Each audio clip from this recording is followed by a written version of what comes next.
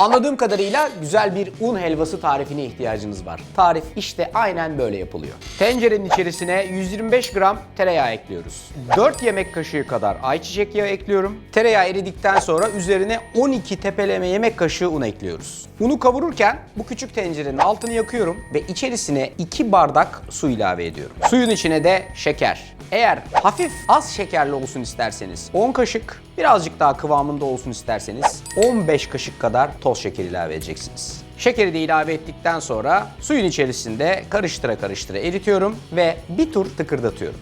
Helvanız kavrulunca alacağı renk aşağı yukarı bu olacak. Kavurma işlemi 8-10 dakika kadar sürebilir. Un iyice kavruldu, rengi güzel bir şekilde döndü. Şerbet de tıkırdamaya başladı. Şerbetin altını kapatıyorum. Kendimi bir parça geriye doğru alıyorum çünkü coslayacak. Sonra sıcak şerbeti kavurduğum unun içerisine ekliyorum ve her şeyi güzelce bir karıştırıyorum. Şerbeti ekledikten sonra ilk dumanı çıkacak. Ondan sonra eze eze güzelce karıştıracaksınız ve gayet kolay şekil alır bir kıvama getireceksiniz. Arada böyle birazcık topakçıklar kalırsa onları da eze eze iyice karıştıracaksınız. Böylece her şey tamam olacak. Arkasından kapağını kapatıp aşağı yukarı bir 10 dakika kadar burada kendi halinde dinlendireceksiniz bu arkadaşı. İşte un helvası yapmak bu kadar basit. Hafif dinlenen un helvalarınızı böyle bir kaşıktan bir kaşığa geçirerek tek porsiyonluk bir hale getirirsiniz. Ondan sonra da servis edersiniz. Size şöyle söyleyeyim. Ben bunları bu şekilde servis etmeyi sevdiğim ve istediğim için 2 bardak suyla yapıyorum. Ama birazcık daha yoğun, biraz daha böyle hafif akışkan kıvamlı olsun isterseniz şerbeti 3 bardağa çıkarabilirsiniz. Un helvası birçok evde göz kararı yapılan ama yapmayı bilmeyen için bu tarifle mükemmel sonuca ulaşılan bir helva tarifidir.